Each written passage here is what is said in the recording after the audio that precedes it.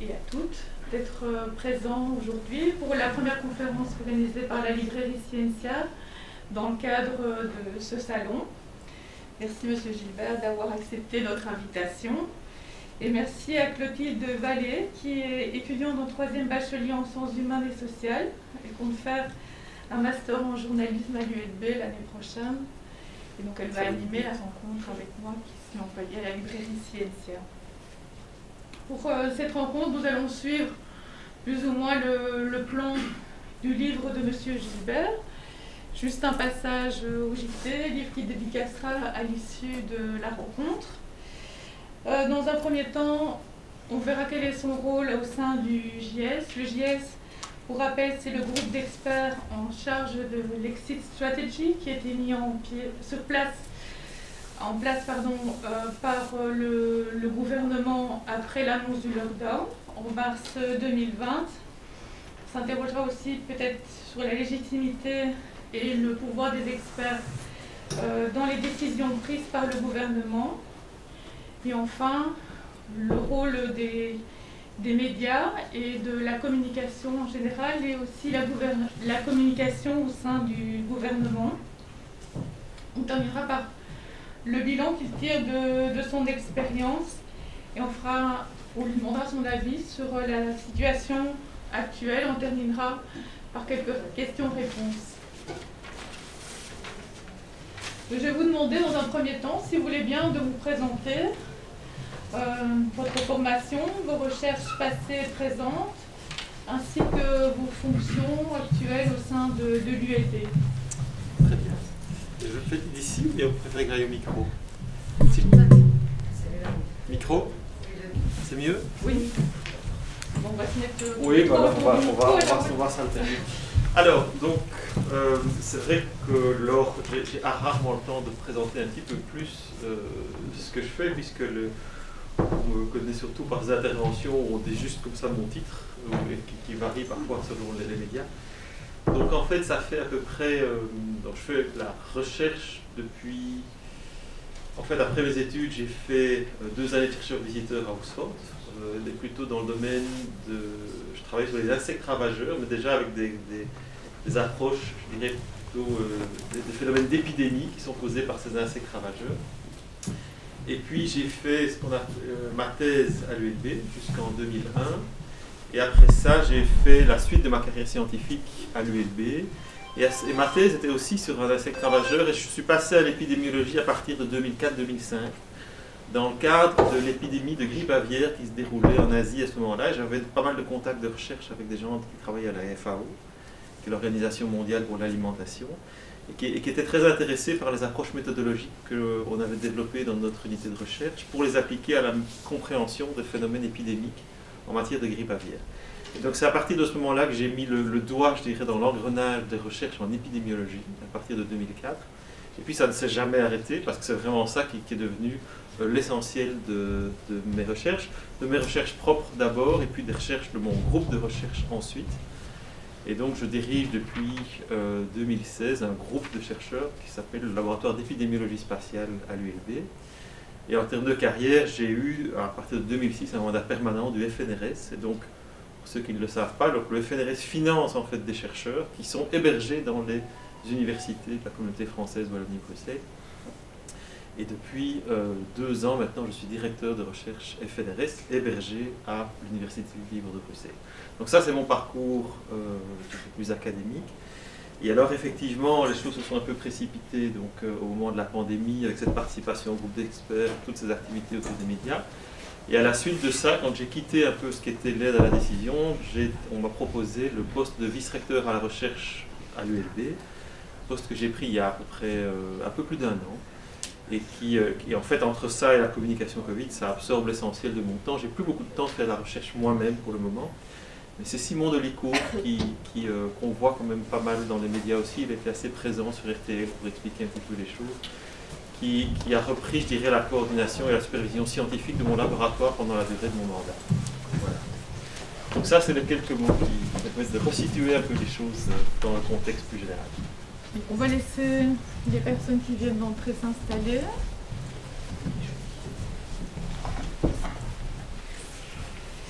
Donc, depuis le début de l'année 2020, vous êtes devenu une personne plus médiatisée, comme vous l'avez dit. Donc, vous avez assuré un rôle de communication qui vous a été demandé, si je ne me trompe pas, par l'ULB. Alors, non, c'est surtout le rôle de directeur à la recherche. Ah, c'est-à-dire que... Oui, donc quand vous... L'ULB, la cellule communication de l'ULB vous a demandé de communiquer dans les médias, hein? Tout au début? Tout au début de l'année 2020. Oui. Alors, la manière dont ça s'est passé, c'est qu'en fait... parler dans le micro parce qu'apparemment... Oui, ouais, je pense qu'il faut me se rapprocher. rapprocher du micro Ouais, et parler plus fort. D'accord. Parce que malheureusement... Donc la manière dont les choses se sont enclenchées, en fait, si vous voulez, classiquement, les chercheurs communiquent avec les médias quand ils ont des nouveaux résultats de recherche ou quand il y a une question d'actualité pour lequel la cellule communication de l'ULB identifie certains chercheurs comme pouvant être donné un certain éclairage. Et donc c'est vrai qu'à ce moment-là, ce n'était pas la première fois que je parlais dans les médias, j'avais déjà présenté certains travaux de recherche précédemment, mais tout d'un coup, effectivement, j'ai été amené d'abord dans quelques interventions ponctuelles à l'invitation de la cellule de recherche de l'ULB. Et puis, en fait, les choses se sont assez vite entraînées parce que la pandémie se déployait, il y avait un besoin assez important d'explications. Et en fait, je n'ai pas arrêté d'être sollicité à ce moment-là. Et très vite, ces sollicitations ont grimpé, et c'est devenu ingérable. Et donc, à ce moment-là, j'ai commencé à contacter des collègues et on a commencé à se répartir un petit peu les choses. Donc, on a commencé à travailler en équipe avec Yves Copiters, avec Simon Dulécourt et avec Catherine Linard, parce que c'est des personnes que je connaissais, on avait déjà travaillé ensemble. Et donc, voilà, tous les jours, on parlait ensemble, c'était vraiment dans la première phase, on partageait nos résultats, on partageait nos observations, et puis après ça, en fin de journée, on allait chacun dans les médias pour expliquer un peu ce qui se passait. Voilà, c'est un peu comme ça que je suis rentré, si vous voulez, dans cette communication. Et c'est le 12 mars 2020 que vous avez connu une situation un peu particulière, lorsque le gouvernement doit annoncer les mesures. Vous pensiez passer 10 minutes au JT, et là les choses se sont prolongées pendant plusieurs heures. Et comment avez-vous vécu cette situation et que vous êtes-vous dit après cette expérience? Vous vous êtes dit que j'ai un rôle à jouer dans cette communication et dans l'explication du lockdown.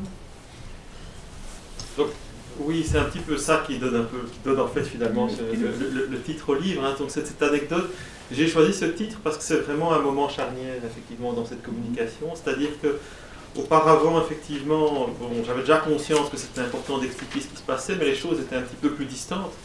Et puis tout d'un coup, c'est vrai que le 12 mars, c'est vraiment une espèce de coup de massue pour tout le monde, parce que je pense que tout le monde se rappelle pratiquement où il était. Ça fait partie de ces moments historiques où on se rappelle où on était quand on a appris la nouvelle. Quoi. Il y a vraiment quelque chose qui se passe ce jour-là. Et c'est vrai que moi, ce jour-là, je me rappelle très bien, donc le matin même, j'avais comme ça des échanges avec d'autres scientifiques en disant qu'est-ce qu'il faudrait faire pour ralentir les choses, qu'est-ce que d'autres pays ont fait.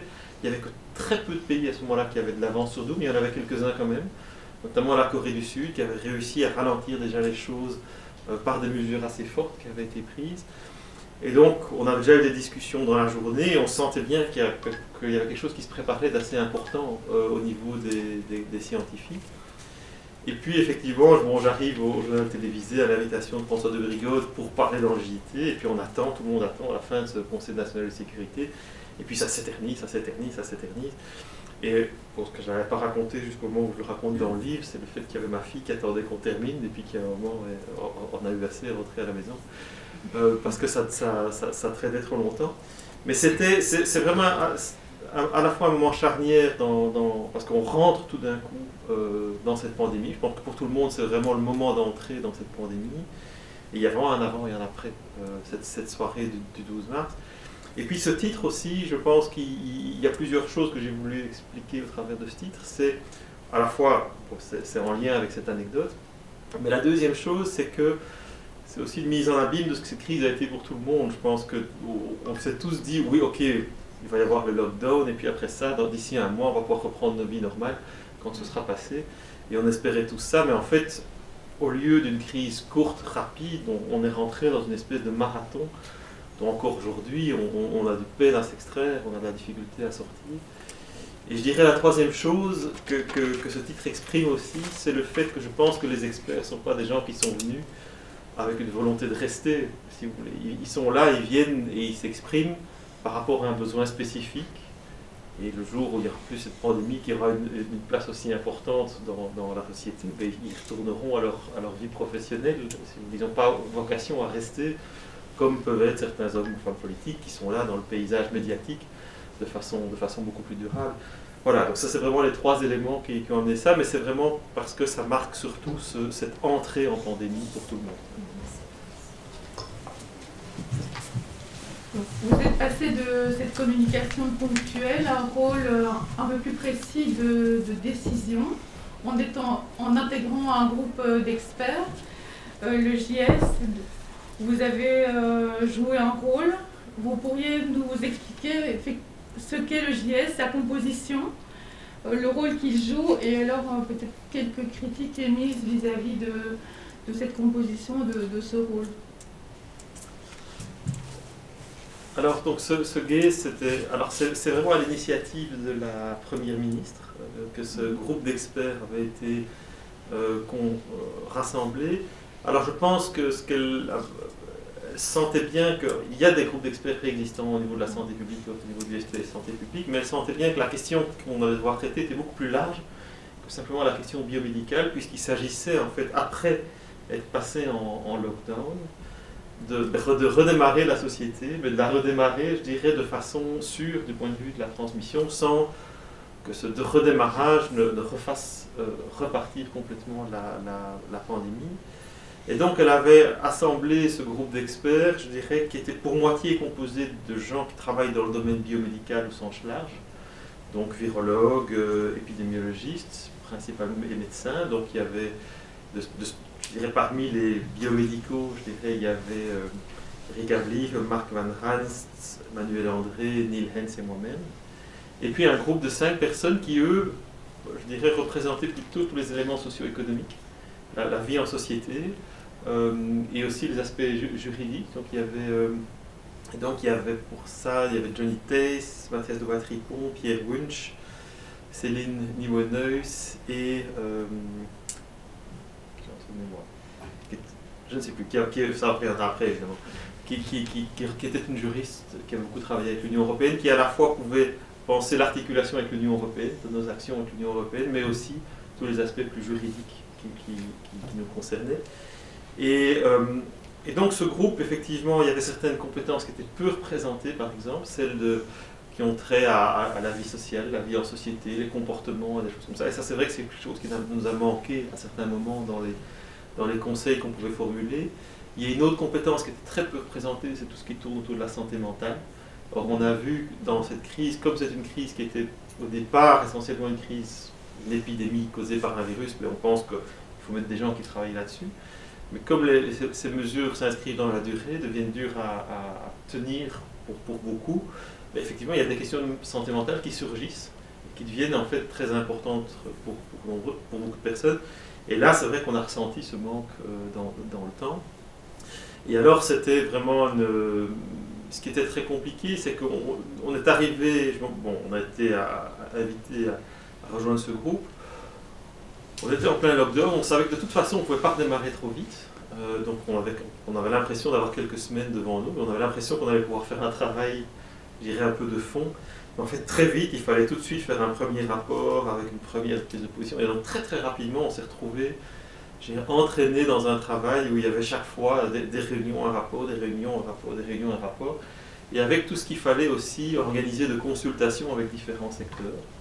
Puisque les recommandations qu'on pouvait faire par rapport à certains secteurs, il fallait au moins s'assurer, à minima, avec le temps dont on disposait, que c'était faisable, réaliste pour ces secteurs de mettre en œuvre un certain nombre de mesures qu'on avait recommandées. Et ça, c'était une espèce de travail de titan, parce qu'en fait, tout d'un coup, on réalise, la société, c'est un mikado, il y a un nombre gigantesque de composants, d'acteurs, et des choses comme ça. Et on voit bien que c'est une des raisons pour lesquelles, très très souvent, les mesures, il y avait forcément un groupe social, un certain nombre de personnes pour qui les mesures étaient inadaptées ou complètement parfois fantaisistes. Et c'est ce qui a amené un certain nombre parfois de choses qui paraissaient complètement absurdes d'ailleurs. C'est que c'est pas... on n'a jamais été dans un système où on pouvait penser à tout sereinement. C'était toujours, en fait, les choses se faisaient assez rapidement dans l'urgence. Voilà.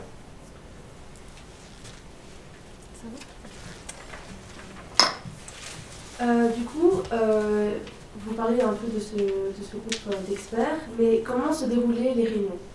Quelles ont été les démarches pour venir à cette prise de décision? Et est-ce que parfois vous manquez de temps pour pouvoir prendre ces décisions? Est-ce que vous avez un timing précis? Quel a été un peu ce déroulement? Alors, je me rappelle très bien de la toute première réunion où on s'est dit comment on va faire. Parce que ça, la tâche nous semblait complètement titanesque. Alors, on s'est dit, on va commencer par structurer le travail en, si vous voulez, ce qu'on appelait des work streams, hein, donc les grandes directions, si vous voulez. Il y avait une direction qui était tout ce qui était l'éducation, une direction qui était tout ce qui était le monde de l'entreprise au sens large. Il y avait un aspect, c'était tout ce qui est plutôt loisirs, culture. Donc il y avait un workstream sur la communication, un workstream sur les aspects juridiques. On avait défini comme ça une série de sous-ensembles et on s'était un peu réparti les rôles parmi les experts pour piloter un peu ces sous-ensembles, pour avoir ce travail de discussion avec les parties prenantes. Et alors, ça c'était, je dirais, la structuration du travail. Et puis, il y a tout un travail technique, un peu plus, je dirais, plus chronophage, qui a été fait par certaines équipes qui avaient été assemblées. On pouvait quand même s'appuyer un petit peu sur les structures publiques. Et puis, il y a aussi eu l'aide d'un certain nombre de consultants qui sont venus aider un petit peu par rapport à la collecte d'informations, à la structuration de l'information. Par exemple, un exemple très concret, c'était qu'est-ce que les autres pays font en termes de mesures, par exemple. Avoir une espèce de visualiser, ok, nous on a ce problème-là, c'est toujours intéressant de voir ce que d'autres pays vont faire, mais ça demande un temps fou d'aller commencer à regarder dans les journaux, d'aller sur les sites web des pays en question, avec les questions de langue, etc., pour avoir une espèce de panorama de ce que les pays européens peuvent faire en termes de mesures pour sortir de la crise. Donc il y avait tout ce travail, et puis on avait une réunion, je dirais, alors en visio c'était pratiquement quotidien, en réunion à distance on essayait de faire, on fait des réunions en présentiel, à peu près une fois par semaine, parce qu'on se rendait compte qu'en visio il y avait des choses qu'on n'arrivait pas à traiter, et on les faisait, je me rappelle très bien, ça se faisait dans une énorme salle de la Banque nationale de Belgique, où on était enfin voilà, on avait 3 sièges entre nous, ça, on était vraiment très loin, et donc il y avait même un écran. Enfin, on se servait aussi des micros pour entendre bien ce que l'autre disait, parce que l'autre était parfois vraiment très loin. Enfin, voilà, on n'avait pas du tout d'essayer de se mettre vraiment du côté de la sécurité, mais voilà, on avait besoin de se voir. Et c'est vraiment comme ça que ça fonctionnait. Et alors, si vous voulez, le résultat de tous ces travaux se trouvait intégré à un rapport. Et ce rapport, une fois qu'on était raisonnablement content de ce qu'il y avait dans ce rapport, enfin, content, on considérait qu'on avait fini une partie du boulot, on le soumettait à la Première ministre. Il y avait quelques échanges avec elle qui s'organisaient sur le contenu du rapport, des éclaircissements, des choses comme ça. Et puis elle-même le soumettait en Cairn. Là aussi, il y avait un peu des discussions. On était parfois amené à venir présenter et commenter le rapport au niveau du Cairn. Et puis après ça, il y avait cette phase où le rapport était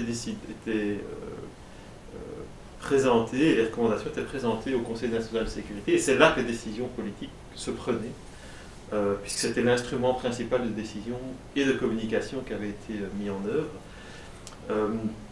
Voilà, et c'est vrai qu'à toutes ces étapes, en fait, un certain nombre de recommandations qui avaient été faites dans le rapport étaient susceptibles d'être conservées ou pas dans les décisions finales. Donc il faut tout bien se rendre compte que les décisions finales ont toujours été quelque chose d'un peu hybride. Et ça, j'ai essayé de décrire un peu dans le livre, qu'ils ne sont jamais des décisions qui sont strictement épidémiologiques, et c'est jamais des décisions qui soient uniquement politiques non plus. C'est toujours des espèces de mix, où il y a des arguments de nature épidémiologique qui rentrent, et des arguments de nature plus politique, ou sociale, ou économique qui rentrent. Et c'est ça qui amène, à plusieurs moments de la crise, à des situations d'absurdité, parfois, parce qu'en fait, de ce fait même, et si on n'explique pas toujours les choses, on aboutit à des situations absurdes. J'en cite une dans...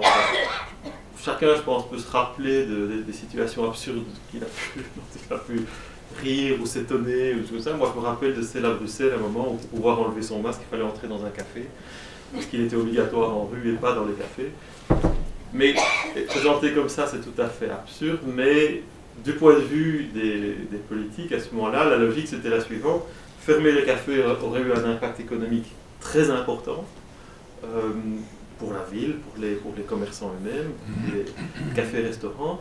Et donc on préférait prendre toutes les autres mesures, qui coûtaient beaucoup moins, entre guillemets, avant d'envisager la fermeture des cafés. Donc porter le masque en rue, ben, pourquoi pas, si ça réduit un tout petit peu la transmission, et que ça permet justement de contrôler la transmission sans devoir fermer les cafés, ben oui, et expliquer comme ça, tout d'un coup, ça prend son sens. Mais c'est vrai que si on voit les choses d'un point de vue extérieur, on se dit, mais pourquoi est-ce qu'on arrivait à cette espèce d'absurdité, quoi. Et ça, c'est un élément. Et puis alors, ce qu'il faut aussi savoir, c'est qu'en fait, au niveau du GAY, on pouvait fixer, je dirais, les grandes lignes de décision. Mais ce n'est pas le GAY qui est venu écrire tous les protocoles individuels de chaque secteur, de chaque...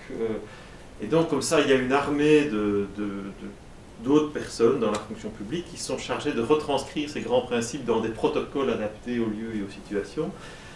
Et moi-même, parfois, il y a des choses dans ces protocoles où je me dis, enfin, pourquoi? Donc, et je ne sais pas qui a pris cette décision à un moment. Et c'est vrai que ça amène parfois à toutes sortes de protocoles où on se demande, parfois on comprend bien pourquoi on essaie d'éviter le fait qu'il y ait trop de gens, trop serrés à certains endroits, etc. Ça a du sens. Il y en a d'autres parfois où on se demandait, mais d'où ça sort?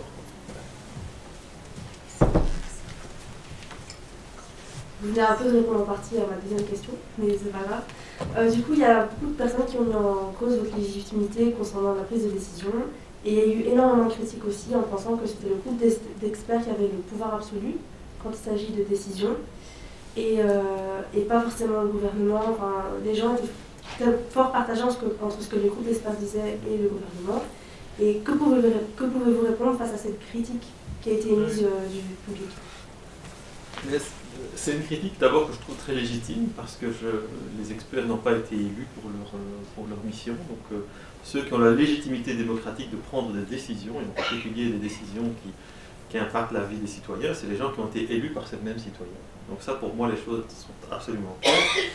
Maintenant, c'est clair que la raison pour laquelle il y a des groupes d'experts, c'est qu'en fait, ces groupes d'experts, ils ne se sont pas imposés. C'est le politique qui est venu demander à ces groupes d'experts de se réunir. Donc ça, c'est la première chose, pour pouvoir aider à prendre des décisions. Et donc, nous, notre rôle, c'était de dire, ben voilà, ça, c'est les contours du problème. Ceci, c'est un certain nombre d'options qui sont envisageables. Après, ce que vous retenez, c'est là qu'intervient le choix politique, de nature politique. Je vais prendre un exemple très concret. Les écoles, la fermeture des écoles. On sait que les écoles, c'est un milieu dans lequel il y a de la transmission. C'est impossible de faire en sorte qu'il n'y ait pas de transmission dans les écoles. Alors, il y a eu énormément de débats de savoir si c'est vraiment un moteur de l'épidémie ou si c'est plutôt, je dirais, un endroit où ça va se transmettre un petit peu comme partout ailleurs, mais pas forcément plus. Et c'est toujours pas tout à fait tranché, cette question-là. Mais en maintenant les écoles ouvertes, on sait que c'est une petite faille dans le dispositif, mais à un moment, le gouvernement belge, surtout dans la deuxième vague, a pris la décision, c'était une décision de nature politique, de dire on va maintenir les écoles ouvertes parce qu'on considère que c'est une fonction absolument essentielle pour la société et qu'il y a plein de bénéfices parce que si les écoles sont fermées, alors justement par exemple en termes de santé mentale, c'est catastrophique à la fois pour les enfants et pour les parents parce que pour les gens qui doivent travailler, faire du télétravail tout en gardant les enfants à la maison, ça crée des tensions absolument terribles. Et les enfants ont besoin de ces structures pour pouvoir se développer. Et s'ils sont coupés de la vie scolaire pendant trop longtemps, surtout quand ils sont très jeunes, ça va avoir un impact vraiment à très long terme. Donc on a une décision qui est de nature politique, si vous voulez, de dire, voilà, on accepte que ça... Il y a quand même de la transmission, mais on considère que le coût-bénéfice de cette mesure penche en faveur du maintien de l'ouverture des écoles. D'autres pays européens n'ont pas fait ce choix et ont fermé les écoles complètement, y compris les écoles primaires. Et il y a toutes sortes d'exemples comme ceux-là, si vous voulez, où en fait, parmi un ensemble d'options, eh bien, certaines ont été prises et pas d'autres. Et c'est le reflet un petit peu de l'importance que le pouvoir politique accorde à ces différentes composantes. Un autre exemple, c'est les transports publics. Alors, on minimise la transmission dans les transports publics par le port du masque, par une augmentation de la ventilation, par des protocoles. Mais c'est une des premières choses qu'on a réouvertes parce que, après au niveau du lockdown, parce que c'est fondamental que les gens puissent se déplacer. Ça fait partie des fonctions premières d'une société, c'est d'offrir une capacité de transport public pour les uns et les autres, parce que c'est nécessaire pour des personnes pour pouvoir aller à la pharmacie, à l'hôpital, s'acheter à manger. Enfin, par rapport à des besoins primaires, c'est important de pouvoir se déplacer. Donc voilà, et cet arbitrage-là s'est fait. Et alors peut-être pour conclure, enfin, je pense qu'il y a eu beaucoup de difficultés qui ont été liées à des situations dans lesquelles les uns et les autres sortaient de leur rôle, si vous voulez. C'est-à-dire qu'il y a certains experts, je ne pense pas en avoir été, mais qui, à plusieurs moments comme ça, faisaient des sorties qui étaient des sorties un peu sur ce qu'il faudrait faire ou de critiques de mesures qui sortaient un peu de leur rôle d'expertise. Et à l'inverse, il y a un certain nombre de politiques qui ne se privaient pas de dire oui, mais rien ne prouve qu'il y a de la transmission là, etc., en sortant parfois des choses qui étaient tout à fait fantaisistes du point de vue scientifique. Mais je dirais quand les uns et les autres restent dans leur rôle, on est dans quelque chose qui est assez sain, où on vient donner, en fait, expliquer ce que peuvent être les conséquences des décisions, quels sont les périmètres de ces décisions, et puis c'est le politique qui choisit. Et voilà, et alors une tendance qu'on a quand même assez fort observée, c'est que c'est vrai que quand on est dans une phase où on va plutôt vers une dégradation de la situation sanitaire qui amène à devoir prendre des mesures supplémentaires, mais on est plutôt dans un discours qui est de dire les experts ont dit que, et il faut, on ne fait que ce que les experts nous disent qu'on doit faire. Et puis quand on est dans une phase plutôt descendante, où cette fois-ci la politique voudrait pouvoir réouvrir de plus en plus, parce que, et c'est normal, parce que la société veut pouvoir réouvrir de plus en plus, là les experts prennent le pouvoir, c'est pas eux qui doivent décider, des choses comme ça. Donc c'est vrai qu'il y a comme ça un peu un basculement du discours qu'on peut avoir. Et puis la dernière chose qui a été très importante là-dedans, c'était aussi la présence ou l'absence politique. On voit vraiment une très très grande différence dans les critiques des experts ou pas qui ont été faites avant, enfin sous le gouvernement Wilmès ou sous le gouvernement De Croo. Et ça, c'est vraiment lié à la personnalité des ministres de la Santé, c'est-à-dire que Magali De Blok était très peu présente, je dirais, médiatiquement pour défendre les décisions au niveau gouvernemental et médiatique. Et donc, c'est les experts qui venaient remplir un peu ce vide politique. Et on a bien vu avec le gouvernement De Croo qu'en fait, maintenant, quand il y a des critiques qui se formulent, elles sont prises, elles sont dirigées vers le ministre de la Santé, et c'est lui qu'on retrouve sur le plateau et qui vient défendre de façon beaucoup plus présente, si vous voulez. Donc il y avait aussi ce phénomène de vide politique un petit peu que les experts venaient combler à ce moment-là. Et une autre question, donc, quelle a été la difficulté du travail de scientifique dans cette période de pandémie? Alors c'est vraiment c'est la différence entre faire de la recherche et faire de l'expertise. C'est pas du tout la même mission. C'est-à-dire que la mission de faire de la recherche, c'est de faire progresser les connaissances. Donner de l'expertise, c'est essayer de traduire les connaissances par rapport à un usage qui en est fait. Mais je dirais la principale chose qui change, c'est la temporalité, parce que dans le travail classique de science, on a le temps de faire les choses. On fait des analyses rétrospectives, on publie après que ça a été corrigé, revu par des pairs, enfin tout un processus comme ça de correction qui se met en œuvre. Là où dans cette mission-là, tout d'un coup, tout se faisait vraiment dans l'urgence, donc il y avait très peu de temps pour faire les choses, et il fallait vraiment mettre l'accent sur la communication, parce qu'en fait vulgariser dans les médias, c'est exactement le même exercice que vulgariser pour les hommes et femmes politiques, hein. C'est la même chose. C'est-à-dire que moi, j'ai dans ma mission d'explication que j'ai pu avoir dans les médias et que je continue à avoir, je ne fais pas de différence entre cette mission-là et celle où j'explique la même chose, où je mets la même chose dans un rapport par rapport à un ministre, parce qu'eux aussi, ils doivent comprendre ce qui se passe, et donc il faut faire ce travail de vulgarisation, d'explication, et qui nécessite aussi de passer par de la didactique pour pouvoir bien expliquer les problèmes. Alors c'est vrai qu'en cours comme ça d'épidémie, on a vu les politiques eux-mêmes qui commencent à beaucoup mieux comprendre les choses, les journalistes aussi, donc on a vraiment vu très très fort comment les choses avaient évolué. Mais c'est vrai que c'est une des grosses difficultés, c'est cette communication vers les politiques. Et ça, c'est pas un métier, on n'est pas nécessairement formé pour ça en tant que scientifique. Et les uns et les autres ont plus ou moins de compétences, de capacités à le faire. À présent, une question peut-être un petit peu plus personnelle. Vous êtes projeté sur le devant de la scène suite à cette épidémie. Tout à coup, vous êtes reconnu dans la rue, vous recevez quantité de mails, des messages sur les réseaux sociaux aussi. Comment avez-vous géré cette nouvelle situation personnelle? Mais dans un premier temps, simplement, je m'en suis pas rendu compte. Parce qu'en fait, on était en lockdown et que je voyais personne. Donc, simplement, j'avais comme ça, simplement, moi, je voyais les journalistes, je parlais un peu en aveugle à un certain public que je ne voyais jamais, que je ne rencontrais jamais. D'ailleurs, c'est intéressant parce que toutes les rencontres autour de ces sorties du livre me permettent, en fait, tout d'un coup, d'être dans un dialogue avec des gens à qui j'ai parlé pendant des mois sans jamais les connaître, ce qui est quand même un peu particulier.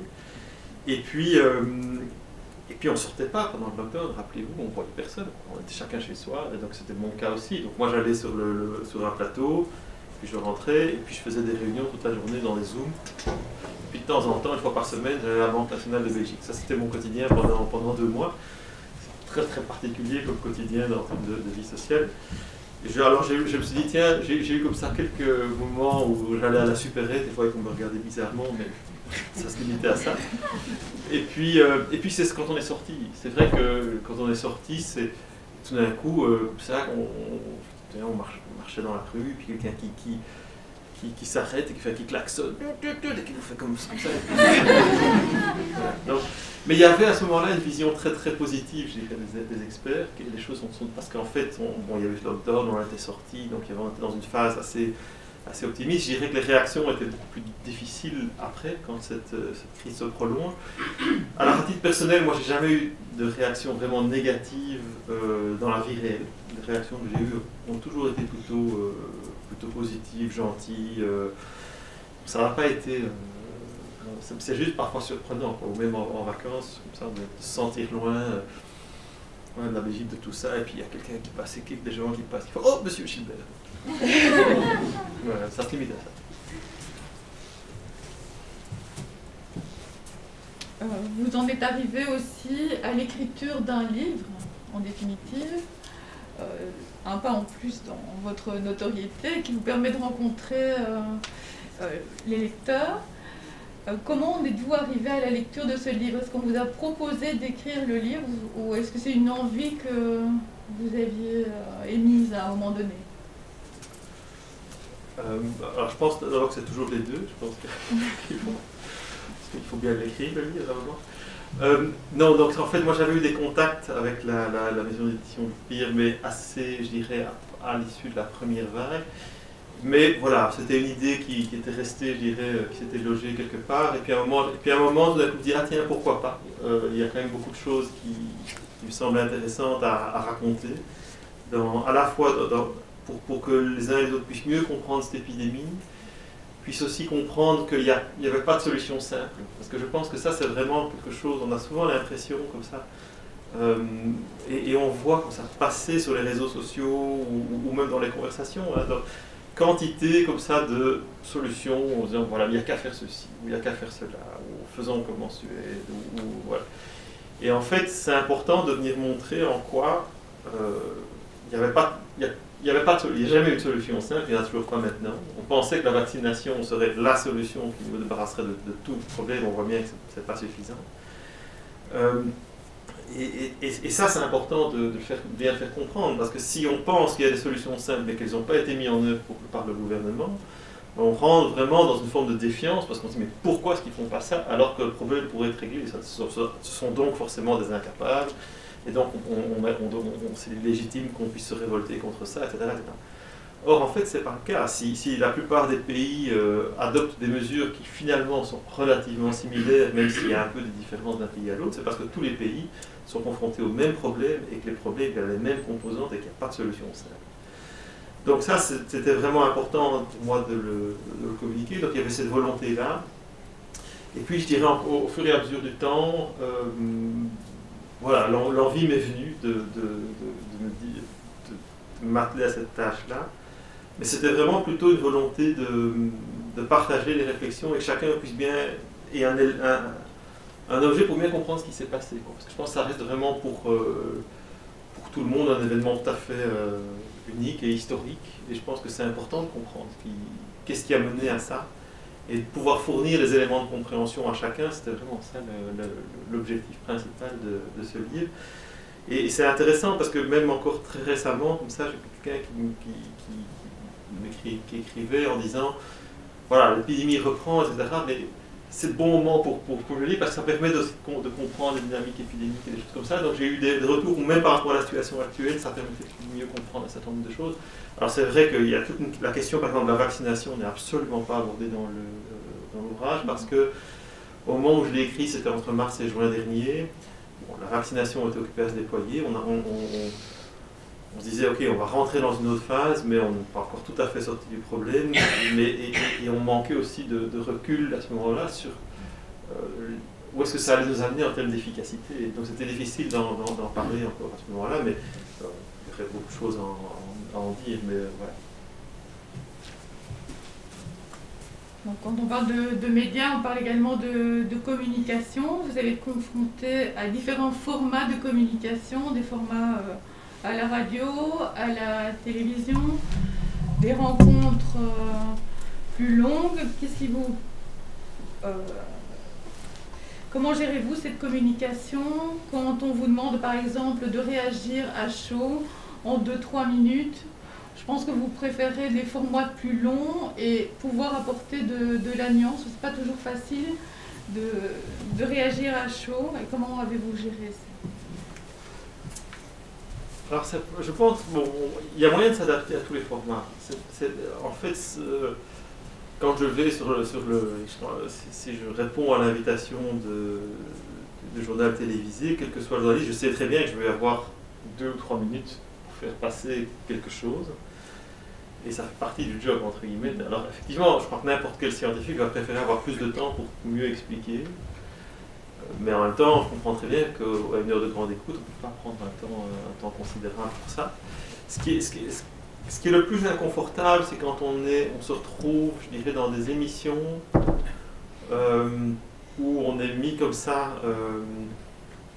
Alors c'est pas... Oui, alors comment est-ce que je pourrais décrire ça? Donc, il y a un peu, alors je ne vais pas dire que c'est des traquenards, mais c'est un peu ça. Il y a quand même parfois un peu des traquenards médiatiques, si vous voulez. Je me rappelle comme ça d'un jour où c'était chez Christophe de Boursu, où tout d'un coup, il me fait intervenir à une table juste à côté de quelqu'un dont il connaissait lui-même très bien le discours, qui était en totale contradiction avec ce qu'on essaie de défendre. Et forcément, il sait très bien qu'à la fois je ne peux pas réagir et que la réaction que je vais avoir va faire le buzz. Donc il y a comme ça chez certains journalistes une volonté à un moment de faire monter les choses, de faire mousser les choses, de faire le buzz. Et je pense que c'est délétère parce que parce qu'après ça fait des titres et des choses comme ça. Alors c'est très bien en termes de vente, en termes de clics, mais c'est pas ça qui fait avancer le débat réellement. Parce que même sur des positions contrastées, parce que c'est légitime que des personnes, face à une situation aussi complexe, que certaines personnes se disent « mais moi j'en ai rien à faire des mesures sanitaires », c'est compréhensible. Mais ce n'est pas sur un plateau, en 30 secondes d'intervention, qu'on va résoudre un problème comme celui-là. Et là, je pense, c'est par rapport à ça que des situations comme celle-là, je trouve qu'ils sont les plus difficiles, délicates à gérer, parce que, à la fois, il n'y a pas... Si on réagit de façon empathique avec la personne, mais on envoie aussi un signal qu'en fait c'est pas si grave de s'en foutre. Alors que cette personne a peut-être de très bonnes raisons de le faire. Mais et à l'inverse, si on est trop cassant ou tranchant, on rentre dans une logique très très culpabilisante. Alors que c'est pas en culpabilisant les gens qu'on avancera. Donc c'est vraiment des pièges ça. Et ça je pense que... Alors parfois maintenant avec l'expérience j'arrive à un peu plus flairer les pièges. Il y a parfois comme ça moyen rien qu'en voyant la composition des gens, on se dit, ça sent pas très bon. Ou alors de se préparer mentalement à ce qu'on va dire dans ce contexte-là. Mais c'est vraiment ces situations-là qui sont les plus délicates à gérer en termes de communication. Donc ça, c'était votre communication à vous, mais que pensez-vous de la communication gouvernementale tout au long de cette crise? Je crois que vous avez des critiques à émettre vis-à-vis de cette communication. Ils n'ont peut-être pas assez misé sur cet aspect-là pour faire passer les mesures.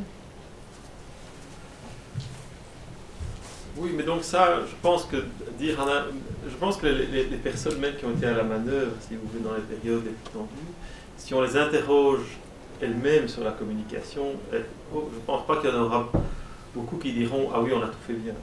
Ils sont parfaitement conscients, en fait, vraiment des couacs de cette communication. Mais il faut se rendre compte de la manière, et c'est ça que j'essaie d'expliquer aussi, c'est de la manière dont cette communication doit être construite. Donc si on prend une analogie, en fait, on sait parfaitement, si on prend le virus HIV, sa transmission, maladie sexuellement transmissible, etc.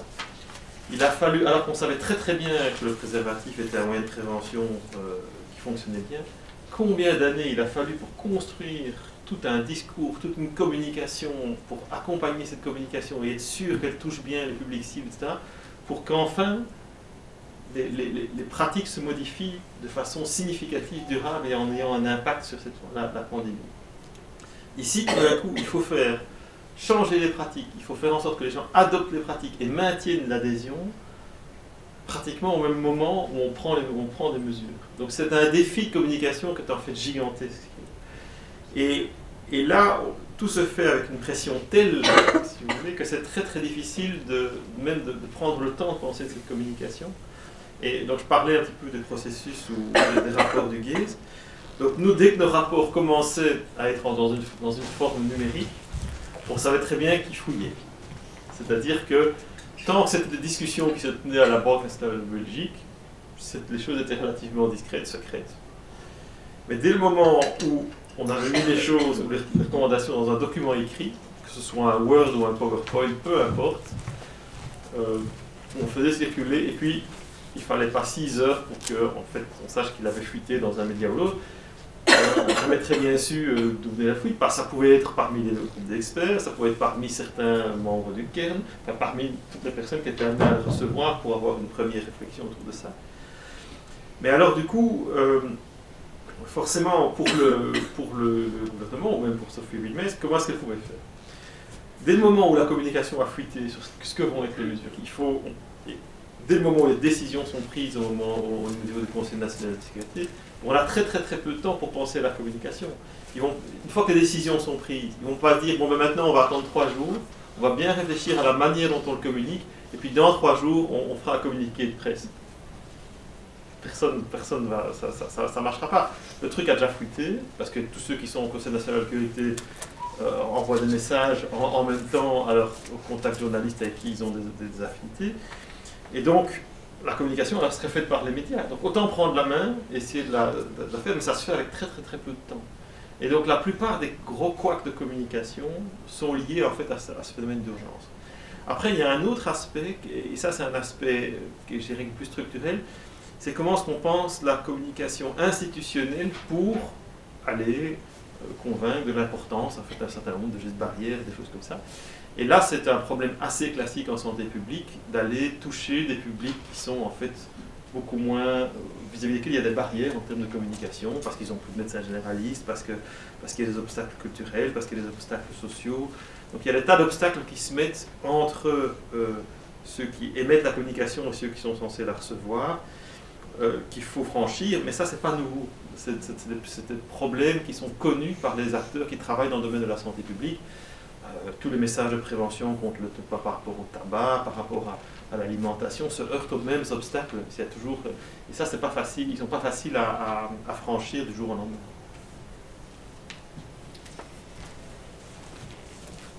Alors, concernant votre bilan, on va un peu parler de votre expérience médiatique. Quels ont été les points positifs et les points négatifs de cette expérience? À titre individuel ou plutôt pour la société?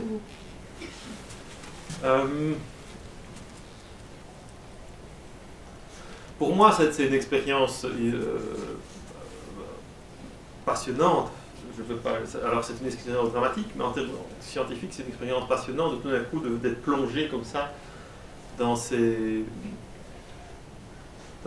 univers-là, si vous voulez. Et c'est d'ailleurs pour ça en fait que je voulais partager aussi, parce que je trouve qu'il y a plein de choses intéressantes qui disent beaucoup de la manière dont nos sociétés s'organisent, dont les décisions sont prises. Et donc c'est vrai que c'est une expérience qui transforme un peu ma manière de voir comment les politiques travaillent, comment les médias travaillent, quel est en fait l'environnement dans lequel notre société fonctionne. Mais c'est à la fois, je trouve, très inspirant sur la manière dont on peut malgré tout encore se mobiliser autour d'une cause commune grave, et comment est-ce qu'on peut être amené à réagir de façon forte par rapport à une crise qui nous menace. Et partant de là, je pense qu'il y a moyen de travailler sur par rapport à il y a beaucoup à apprendre en fait de cette crise, sur la manière dont on peut réagir mieux pour des crises futures. Et ça, je pense qu'il y a beaucoup de choses qu'on doit réfléchir en matière de participation surtout. Je pense que vraiment un des plus gros défauts dans la gestion de cette crise, c'est d'être resté vraiment dans un modèle très très fort de haut en bas, si vous voulez, où il y a des experts qui décident, enfin c'est pas des experts qui décident, donc des experts qui donnent des éléments d'information à l'exécutif, et puis l'exécutif qui prend des décisions, mais ça reste finalement des cercles qui décident ensemble, et c'est comme ça qu'ils sont perçus, et puis qui communiquent ces décisions à ceux qui sont censés les mettre en œuvre par l'intermédiaire des médias. Ça, c'est vraiment le modèle dans lequel on a géré cette crise, dans lequel on est encore. Et là, je pense qu'à court terme, ça marche, mais à long terme, ça ne fonctionne plus. C'est-à-dire que si on veut maintenir l'adhésion dans la durée, ce n'est pas des manières qui fonctionnent parce que, et c'est tout à fait normal, je pense tout un chacun, surtout quand il y a des décisions qui nous concernent en tant que citoyens, ben, on a le droit de les contester, on a le droit de se demander pourquoi est-ce que ces mesures sont aussi fortes, est-ce que vraiment c'est nécessaire, des choses comme ça. Et si on ne crée pas un canal par lequel ces réflexions peuvent être exprimées et entendues, eh bien à un moment forcément on arrive à des niveaux de tension qui sont terribles, tels qu'on les a connus au printemps dernier, hein, vous vous rappelez la boom 1, la boom 2, la boom... Heureusement que la vaccination est arrivée, ça commençait à devenir vraiment très très dur, le maintien de ces mesures. Et il y a de plus en plus de mouvements d'opposition à la politique sanitaire. Il y avait 35 000 personnes à Bruxelles le dimanche dernier, c'est pas rien, 35 000 personnes. Et alors là-dedans, c'est très très polymorphe comme mouvement, donc il y a à la fois des mouvements d'extrême droite très avec des positions voilà, auxquelles il est difficile de souscrire, mais il y a aussi des gens qui venaient exprimer une critique légitime de la politique sanitaire telle qu'elle a été faite, sur des bases beaucoup plus démocratiques, des gens avec qui on doit pouvoir parler. Et ça, le fait qu'on n'ait pas, tant au niveau de la communauté scientifique qu'au niveau pouvoir plus travailler et développer cette relation et cette participation citoyenne, ça, je pense que c'est dommage, et c'est vraiment là-dessus qu'il faut travailler à l'avenir pour que les uns et les autres se sentent moins exclus de décisions qui les concernent au premier chef. Malheureusement, on va devoir ici s'arrêter là pour les questions, parce qu'il nous reste un peu de temps. Peut-être une dernière... Oui, ouais. On va passer à présent peut-être à vos questions. Il y a encore plein de chapitres qu'on aurait pu aborder qui sont très intéressants, notamment la manière dont M. Gilbert explique le fait que notre pays se soit trouvé à un moment donné dans le top 5 des décès dans le monde. Il donne une explication d'un chapitre très très intéressant, mais qu'on n'aura pas l'occasion de développer aujourd'hui. Mais je vais vous passer alors à vos questions, si vous en avez.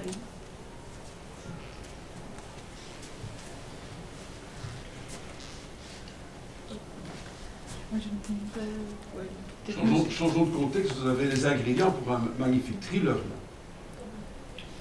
C'est-à-dire Mais vous avez il y a combien d'auteurs de science-fiction ou de thrillers qui auraient rêvé dans les coulisses de ce que vous avez vécu Ah, pour d'accord. anéantir la société, mais Ah, ici vous avez vécu de l'intérieur. J'y avais pas pensé, c'est vrai. C'est peut-être une option. On va en reparler avec la version d'édition. Mais vous ne publiez pas des romans, hein, que des essais. Voilà. Madame avait une question aussi. Oui, comment expliquez-vous le manque d'intérêt pour la culture et de décisions favorables à la culture? Est-ce que ça vient plus des politiques ou plus des experts?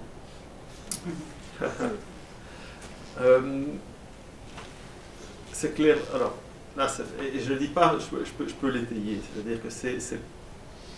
Alors, au niveau des experts, non, c'est pas tout à fait vrai. Bon, j'aurais une décision, une réponse première qui serait de dire que c'est plutôt une décision d'ordre politique, si vous voulez, parce que dans les choix dont je parlais tout à l'heure, c'est-à-dire à un moment de dire qu'est-ce qu'on réouvre et qu'est-ce qu'on permet, ou est-ce qu'on accepte qu'il y a un tout petit peu de risque de transmission parce qu'on estime que c'est important, clairement la culture est à chaque fois passée en dernier.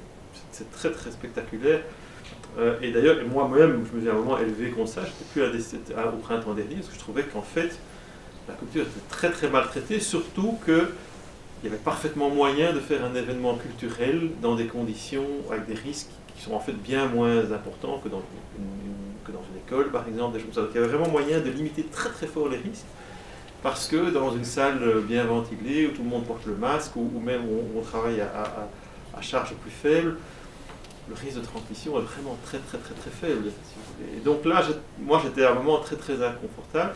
Et je me rappelle même avoir interpellé certains de mes anciens collègues du GAZE, mais qui étaient à ce moment-là dans le GAMES, qui est en fait le groupe d'experts qui a succédé au GAZE pendant le gouvernement et qui est toujours à la manœuvre au niveau du gouvernement de Croo. Et là, j'ai pris conscience que parmi les experts du GAMES, la culture n'avait pas l'air d'être un élément vraiment central. Donc il y a un peu des deux, je pense. Je pense que ce serait faux de dire c'est que politique, et ce serait faux de dire, c'est pas, certainement pas si les politiques avaient dit non, on veut rouvrir la culture, ça a été réouvert, ça, il n'y a aucun doute, parce qu'en fait, il n'y a pas de contre-argument fort, mais la culture a toujours été vue, en fait, dans les loisirs, si vous voulez. Et c'est là, pour moi, philosophiquement, c'est quelque chose qui est difficile, parce que, si vous voulez, je pense que pendant toute cette période, nous avons été privés de contacts sociaux, des choses comme ça, c'est des choses qui touchent à l'humain, qui touchent à des choses assez fondamentales, et je pense que la culture aurait été une très très belle manière de permettre de se raccrocher à ça, à des moments où les uns et les autres en avaient besoin. Donc je pense que ça, c'est vraiment une grosse occasion manquée dans la gestion, en particulier lors de la deuxième vague. Donc la première vague, le fait qu'on ait fait le lockdown, qu'on en ressort, bon, ça va. Mais dans la deuxième vague, donc je pense au printemps dernier, je ne comprends pas qu'on ait réouvert la culture aussi tard, si vous voulez, par rapport à son impact sanitaire. Donc là, je trouve qu'il y a vraiment un déséquilibrage fort. Mais c'est vrai qu'il faut se rendre, ce dont on n'a pas forcément conscience au niveau du public, c'est que derrière chaque décision, vous avez des tas d'intervenants qui aussi ne se privent pas d'interpeller les politiques dès qu'ils le peuvent. Donc, je vais prendre un exemple concret. Si vous dites, voilà, on va maintenant autoriser les théâtres à réouvrir, vous allez avoir le représentant du Sport Palace d'Anvers qui va téléphoner à son parlementaire qui dit quoi, on réouvre les théâtres et moi je ne peux pas ouvrir le Sport Palace d'Anvers. Et donc il y a aussi, si vous voulez, toutes des opérateurs de loisirs de masse qui sont très très très fortement impliqués et qui font du lobbying actif par rapport à la réouverture. Et alors quand vous avez comme ça des activités qui sont on arrive à devoir presque définir des frontières de qu'est-ce qui est culture, qu'est-ce qui est loisir. Hein, donc je ne sais pas, moi, un spectacle de Franco Dragone, c'est du loisir de masse, c'est de la culture, bon, c'est un concert, c'est du loisir de masse, c'est de la culture. Donc ça devient en fait très difficile de définir parfois des distinctions entre du loisir de masse et de la culture. Et donc, ça devient aussi politiquement risqué de commencer à établir cette distinction. Et je pense que c'est ça qui a retenu beaucoup de choses au niveau du déploiement. Alors, on aurait pu avoir simplement des systèmes, voilà, une salle supérieure à autant de personnes, on arrête là. Donc, il y aurait eu moyen de trouver des solutions s'il y avait vraiment eu une volonté politique de le faire. Donc, je pense qu'il y a manqué vraiment, c'est la volonté politique. Alain ? Deux questions liées. Comment avez-vous géré vos activités de recherche pendant cette période? Et est-ce que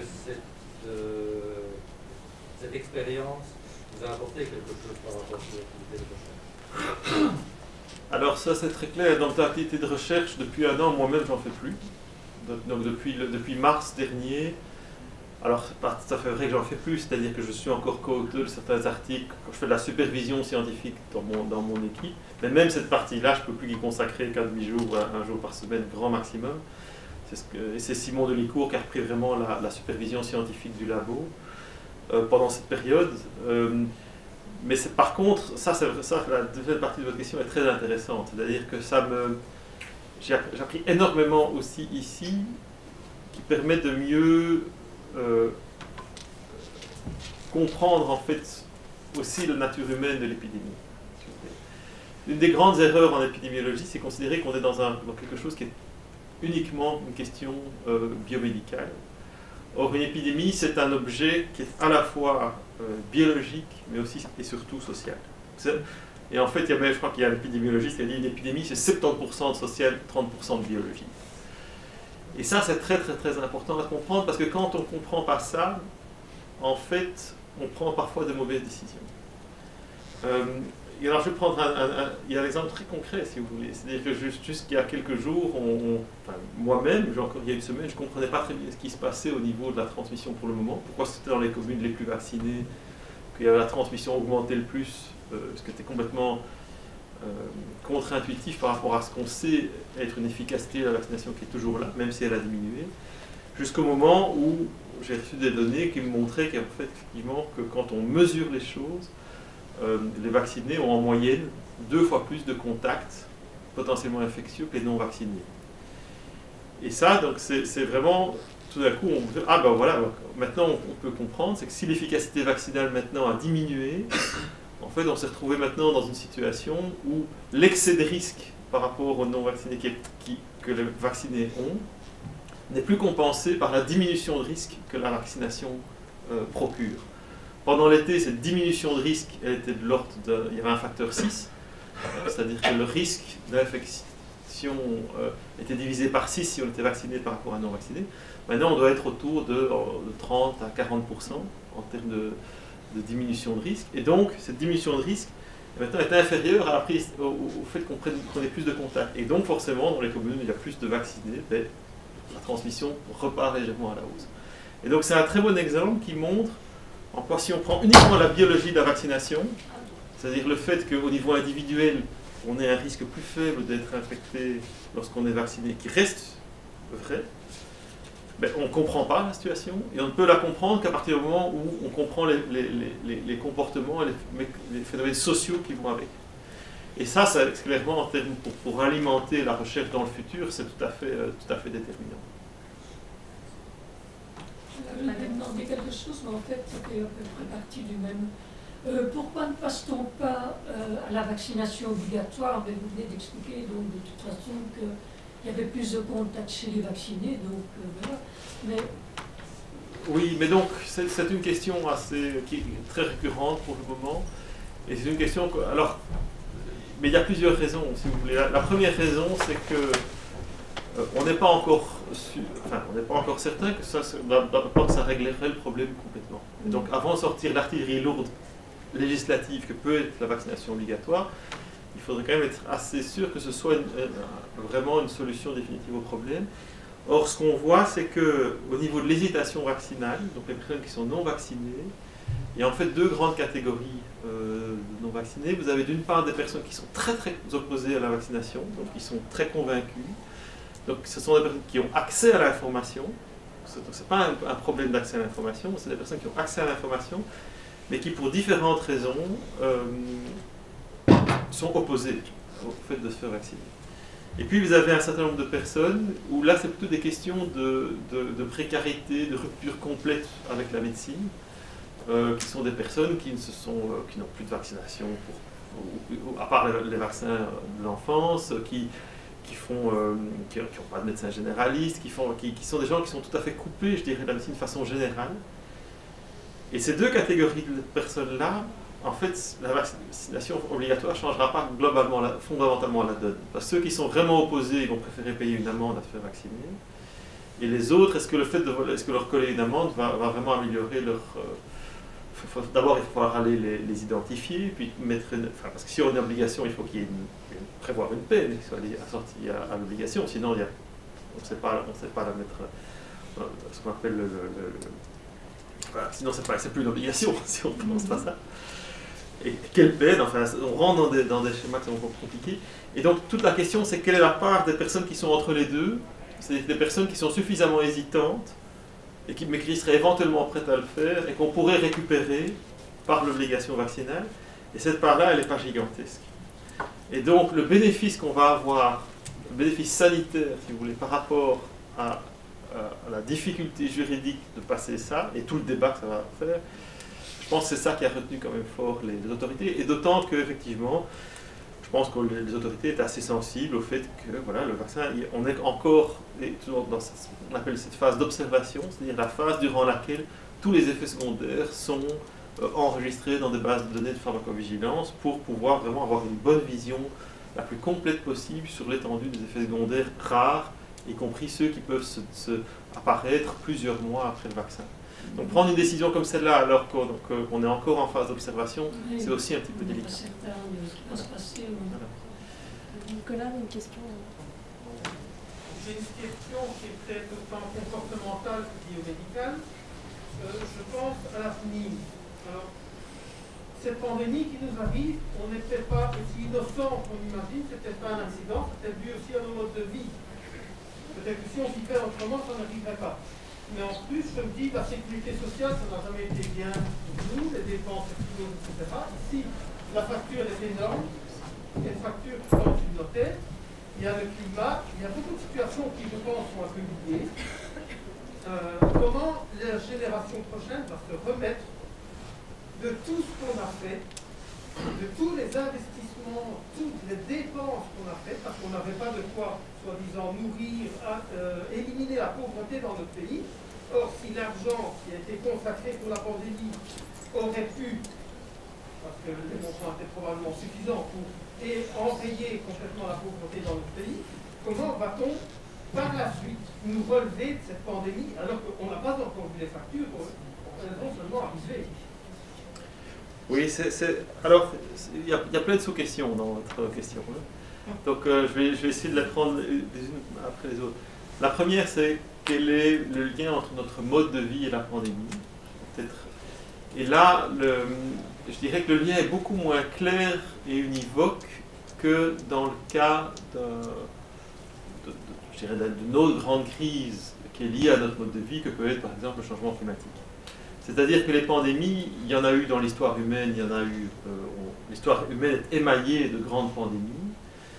Bien sûr, celles-ci sont favorisées par la globalisation, par le fait qu'effectivement, il suffit qu'un virus émerge d'un côté du monde pour que 3 jours après il soit de l'autre côté du monde. On le voit très bien avec le variant, la Omicron, dont on parle depuis 2-3 jours.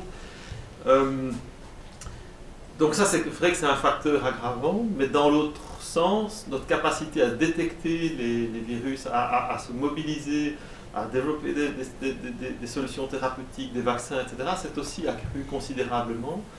Et donc là où en 1918, quand il y avait une pandémie de grippe espagnole, on ne pouvait juste rien faire, sauf la laisser passer, et ceux qui ont résisté, c'est ceux qui survivent, et c'est pour ça que la pandémie s'arrête, parce qu'en fait les autres meurent.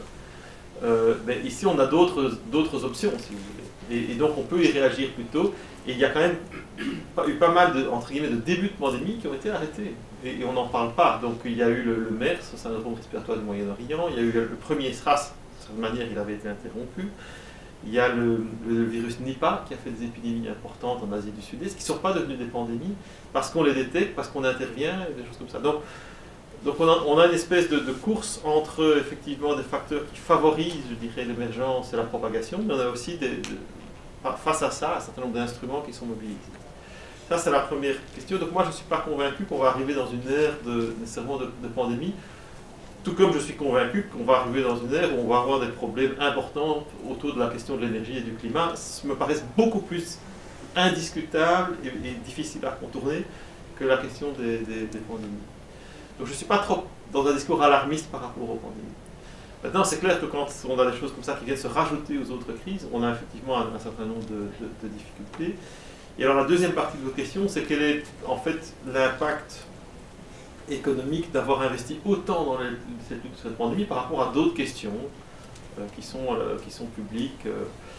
Alors ça, c'était la grosse crainte des économistes. Moi, je me rappelle comme ça dans ces réunions du GES où il y avait Pierre Wulsch il était terriblement angoissé parce que c'était le gouverneur de la Banque nationale de Belgique. Il disait voilà, on est en territoire inconnu, on ne sait pas du tout.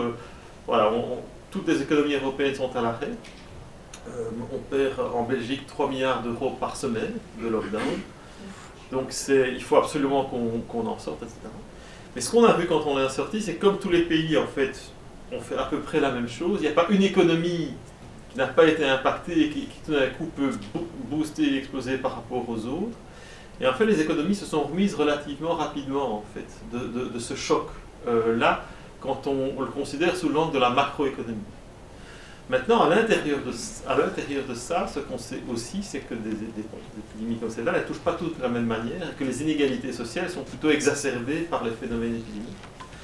Et là, il y a des vraies questions d'égalité, comment est-ce qu'en fait on répartit, comment se répartit l'impact, si vous voulez, à l'intérieur d'une société, d'une pandémie. Alors ça serait assez long de commencer à... Et puis ça commence à sortir vraiment fort de mon domaine pour pouvoir en parler plus précisément. Mais je pense que la seule solution, c'est de voir ces différents problèmes sous un angle un peu plus systémique. Et c'est de réfléchir toujours à des mesures qui peuvent avoir des bénéfices multiples, si vous voulez. Et donc vraiment, c'est de penser aux problèmes systémiques avec une logique de synergie. Et j'en pense à une synergie, par exemple, maintenant. Il est clair que par rapport aux risques pandémiques et aux infections respiratoires, investir dans sa ventilation est une bonne idée. Donc c'est vraiment important de lancer des grands chantiers comme ça de rénovation qui tournent autour du renouvellement de l'air et de la qualité de l'air, de la même façon qu'il y a un peu plus d'un siècle, on a investi massivement dans des infrastructures autour de l'approvisionnement en eau et de la qualité de l'eau. Et ça a été un des gros progrès, je dirais, de l'hygiénisme, c'est-à-dire de pouvoir fournir de l'eau potable à tout le monde, de l'eau de bonne qualité. On doit maintenant penser la question de l'air et de l'assainissement de l'air. Mais ça peut se faire conjointement avec la manière dont on pense l'isolation des bâtiments. Et tout d'un coup, on a quelque chose une synergie qui peut se créer entre des investissements, qui sont coûteux, mais qui sont des investissements à long terme qui peuvent avoir des bénéfices tant au niveau de la réduction de gaz à effet de serre que de la qualité de l'air, en meilleure isolation des bâtiments, couplée à une ventilation mécanique assistée, qui permet de renouveler l'air très fréquemment et d'éviter les pertes d'énergie liées à la ventilation. Et donc là, c'est comme ça, c'est en fait en pensant de façon synergétique, en pensant les systèmes de façon globale, qu'on peut résoudre des problèmes qui sont de cette nature complexe et globale. On va peut-être encore prendre une question, monsieur, ici, et après on terminera la rencontre. Et oui, parce que apparemment, il n'y a pas de conférence juste après nous. Donc, Vous parlez ici du virus Nipah. Vous avez parlé ici de la variole et tous les virus qui incombent ici. Ici, je peux vous rappeler ici qu'en 2014 à 2016, sous le gouvernement Aymère donc de Charles Michel, vous n'avez pas oublié qu'il y a aussi eu la pandémie ici d'Ebola. Et je me souviens bien que par rapport à Nathan Plumet, que j'avais entendu à ce moment-là, c'était aussi un vaccin, comme beaucoup le disent maintenant actuellement, un vaccin expérimental.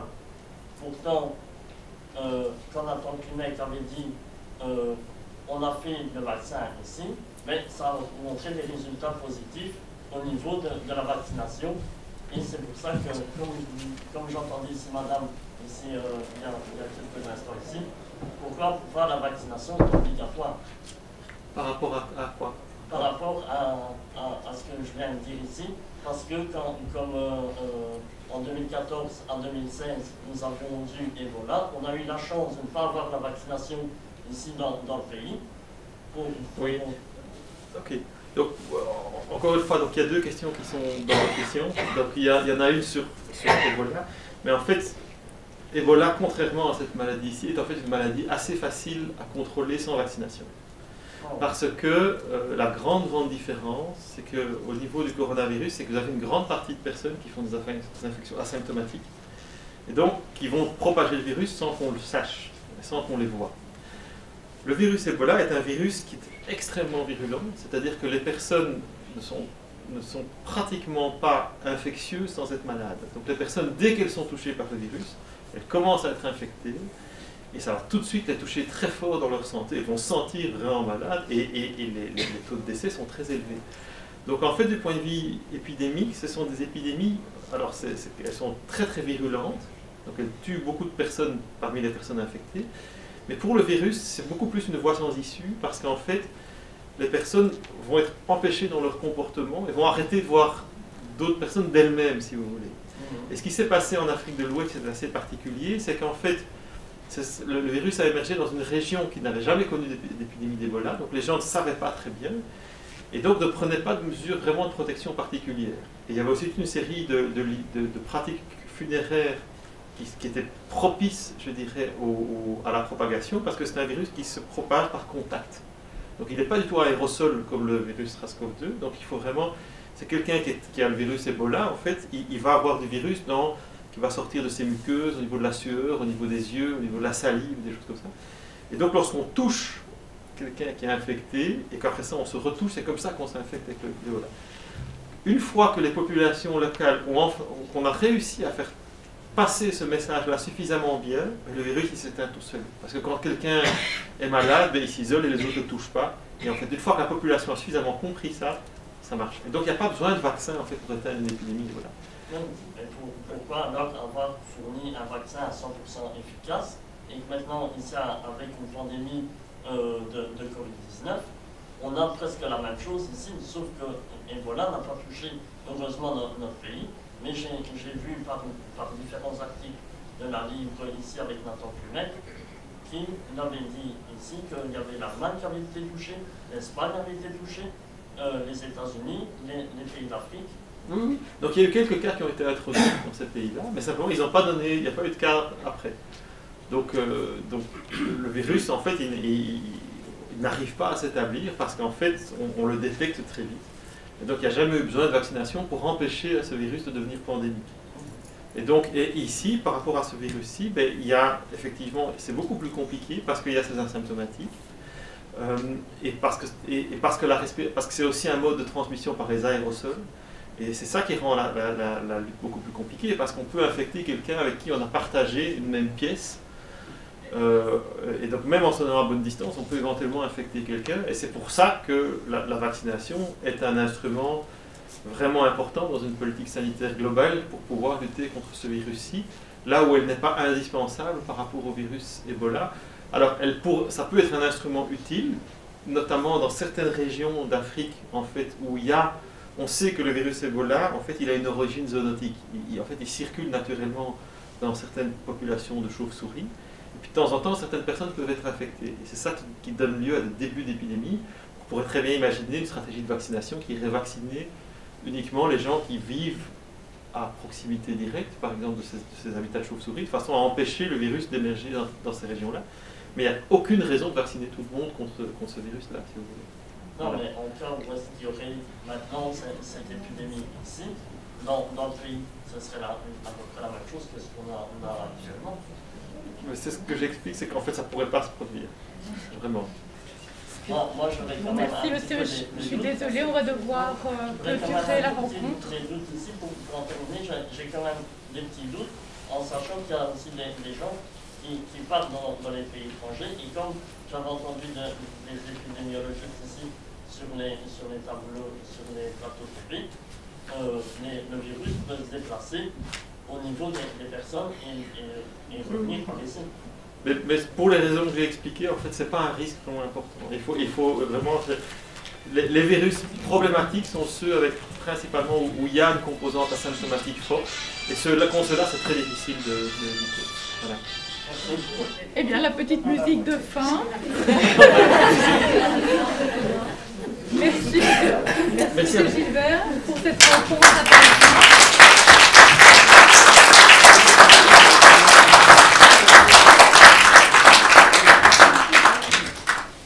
Je vous invite invite sur notre stand, le stand de la librairie Scientia numéro 23, si vous êtes intéressé à en savoir davantage.